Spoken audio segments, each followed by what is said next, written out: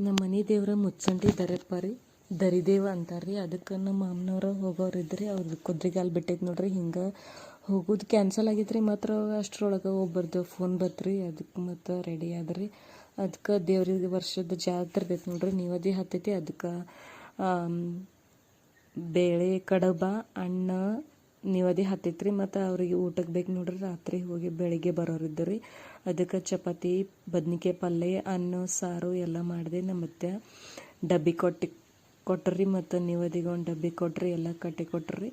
ಅದಾದ ನಂತರ ದೇವ್ರಿಗೆ ಹೊಂಟ್ರಿ ನೋಡ್ರಿ. ಅದಕ್ಕೆ ನಮ್ಮ ಮಾಮ ಅವ್ರಿಗೆ ಎಲ್ಲರಿಗೆ ನಮಸ್ಕಾರ ಮಾಡಿದೀವಿ ರೀ. ಲಡ್ಡು ಕಟ್ಟಿದಂತಾರೆ ರೀ. ಅದಕ್ಕೆ ಇದು ನೋಡ್ರಿ ದರಿದೇವರ ಗುಡಿ ಜಾತ್ರೆ ಈ ಥರ ಎಲ್ಲ ಆಗ್ತೈತೆ ರೀ. ಇವರೆಲ್ಲ ಕುದ್ರಿಗಲ್ಲಿ ಬಿಟ್ಟವ್ರಿ. ಅವ್ರಿಗೆಲ್ಲ ನಮಸ್ಕಾರ ಮಾಡಿ ಲಡ್ಡು ಕಟ್ಟಿತಾರೆ ರೀ. ರಾತ್ರಿ ಬೆಳತನಕ ಎಲ್ಲ ಸಬಿನ ತಿರುಗ್ತೈತೆ ರೀ. ಮತ್ತು ಹೊಳ್ಳಿ ರಿಟರ್ನ ಮರುದಿನ ಬೆಳಿಗ್ಗೆ ಈ ಕಡೆ ಸಬಿನ ಗುಡಿಗೆ ಹತ್ತೊಟ್ಟಿಗೆ ಅಂದರೆ ಬೆಳಿಗ್ಗೆ 5 ಇಲ್ಲ 6 ಗಂಟೆ ಎಲ್ಲ ಆಗ್ತೈತೆ ರೀ. ಎಲ್ಲ ಮುಗಿಸಿ ಬರ್ತಾರೆ ರೀ.